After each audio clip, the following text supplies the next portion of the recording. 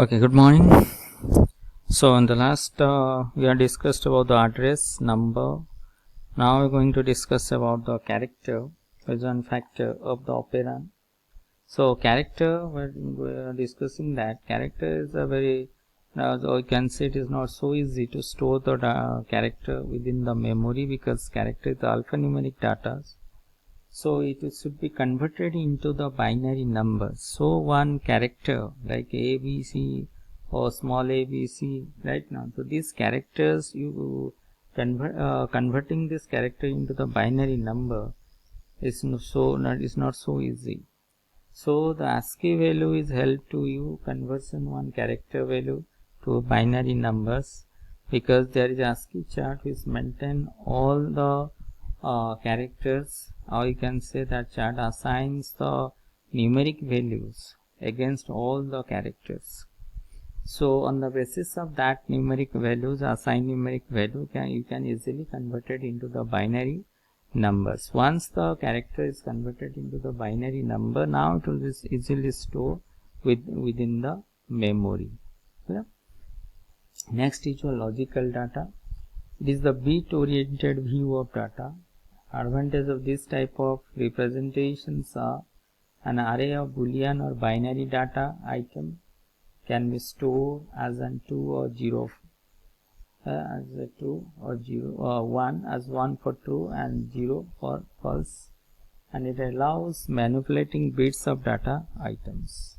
So logical data generally based on the Boolean system, like you are writing true false table right now. So in basic electronics you have already studied about your NAND gate, AND gate. That is the Boolean concept is there. That's been true false value. 1 is 1. You suppose 1 0, like 1 0.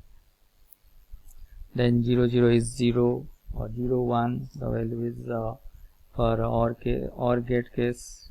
It is 1. Everything is 1 except the 0 0. Its value is 0. And the true false value, everybody know that is the binary Boolean concept. Clear? So next is your opcodes. Opcodes means the function represents by the instruction is known as operands. Opcodes means operational code, or whatever you know. So say that it's one of the operator. You can say it is known as the operator. So types of opcodes are arithmetic, logical, and data transfer, conversion, control transfer, input and output, control transfer. So these are the opcodes are used. First in is arithmetic, basic arithmetic operations such as addition, subtraction, multiplication, division, etc. are provided by most of the machine. Everybody knows that. The arithmetical operations, and these are provided for fixed point, floating point, and your decimal numbers.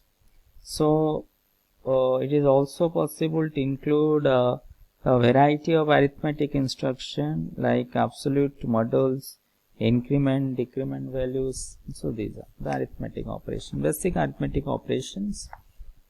Addition, subtraction, multiplication is there. Next come to the logical. What is in the logical? These are often called as bit manipulations, and there is a variety of logical operations for manipulating individual bits of a word, and they are based on the Boolean operation. Just we have discussed the Boolean operations, true false values there. So these are the logical operations. Next comes the data transfer. The arithmetic and logical operations we can say will often need the transfer of data from one place to another to complete an operation, right?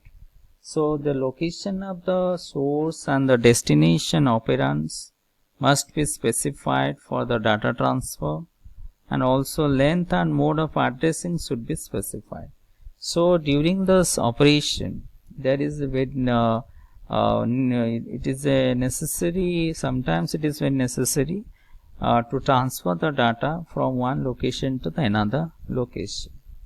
Clear. So during the transformation, the location of the source and the destination operands must be specified for the data transfer. Obviously, because when the locations of the source and destination is not fixed, so it is not possible to transfer the data. So before transferring the data, you should know the destination address and also the source address. So it is about the data transfer. Next come to the conversion. There are the instruction that change the format of the data, right now, format of the data one from into another or operate on the format of the data itself. So control transfer, your conversion means that suppose there is a decimal number, sometimes it is required for the fulfillment of the requirement, it should be converted into the binary numbers and it should be converted into the octal numbers. That means it is known as the conversion process. That when the one instruction is change the format from one, you can say format of the data from one form to another form, that is conversion. Binary to decimal or decimal to octal, or binary number is there, then you should convert into the decimal number. That is the process of the conversion. Next come to the yes, it is known as the input or output system, right? Input and output system. These instruction acts as an interface between CPU and I/O devices. So these instruction act as an interface between CPU and I/O devices because input output unit is acts as interface to the outside environment, because through the input system can accept the data from the outside environment, that means from the user, from the programmer. So through the output unit, data or the output, whatever the output is generated, that will be executed or that will be delivered by using an output device to external environment. So it makes the interface between the external environment or user or programmer with the computer system. So it is the input output unit. So there is a number of the input, and this will have possible by using some input devices. Output devices is the input means your through your keyboard is the very important unit to the keyboard. Then you can enter the data through the any external storage devices.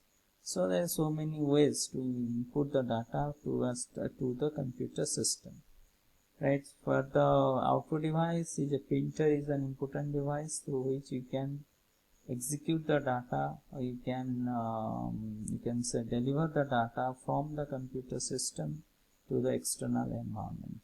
Clear? Next come to the control transfer.